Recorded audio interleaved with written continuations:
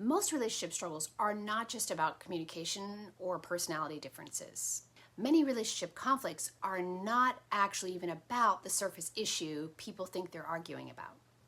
Many of them are actually unconscious authority dynamics playing out between them.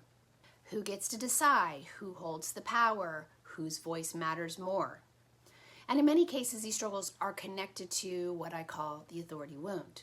Today, I want to introduce this concept because once we begin to see it, you'll start to recognize how it shows up in all areas of life and relationships. Hi, I'm Dominique of Nurturing Astrology. I help women heal the unconscious authority wound through astrology so they can trust themselves, transform their relationships, and consciously lead their families and lives. In my work with astrology and personal growth, one of the archetypes I've come to work with most deeply is Saturn. Because Saturn represents authority, responsibility, structure, and maturity. But also psychologically and archetypally, it's connected to the experiences with authorities early in life. Often it comes through parents, teachers, or others who held power over you in childhood. These early experiences shape how unconsciously we relate to authority later in life. And those experiences, whether difficult, imbalanced, good or bad, we often develop an inner authority wound. And the authority wound forms from our early experiences with authority, creating patterns around power, control, trust, and responsibility. For example, someone who experienced very controlling authority may grow up with a strong instinct to rebel against it altogether. Someone who experienced unpredictable or critical authority, they may become very sensitive to judgment or disapproval. And others learn to give their power away entirely in order to maintain harmony and avoid conflict. So these patterns don't just stay in childhood, they follow us into adulthood and they show up in our relationships.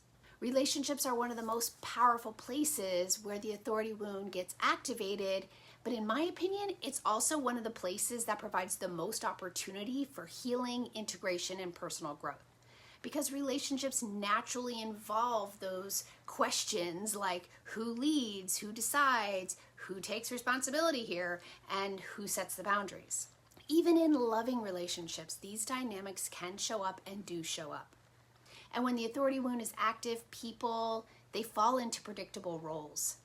There are three common patterns that tend to show up.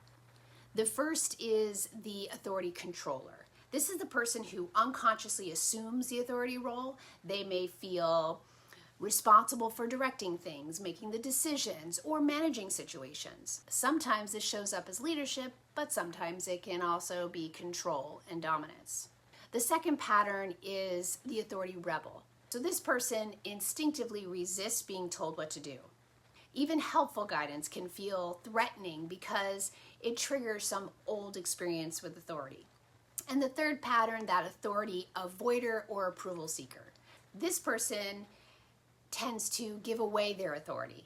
They may defer to others' decisions to avoid conflict or to look for validation before taking action.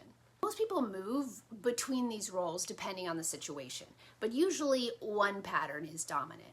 The authority wound can show up in many different relationships, marriage and partnership dynamics, parenting when we step into the authority role ourselves, workplace relationships with bosses and other leadership, and even friendships. It can show up, subtle power dynamics can come into play.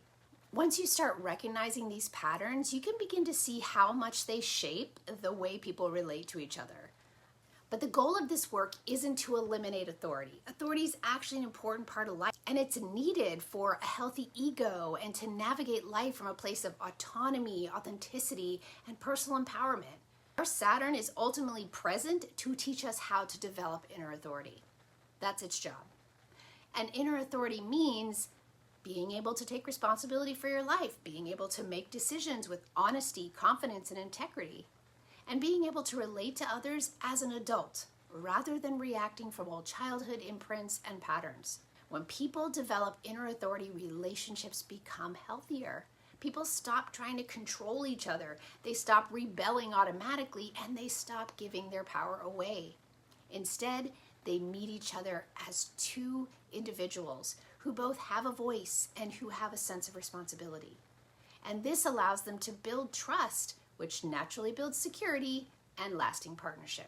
In upcoming videos, I'm going to go deeper into how the authority wound can show up in specific relationships. If this topic resonates with you, follow along so we can explore these dynamics together.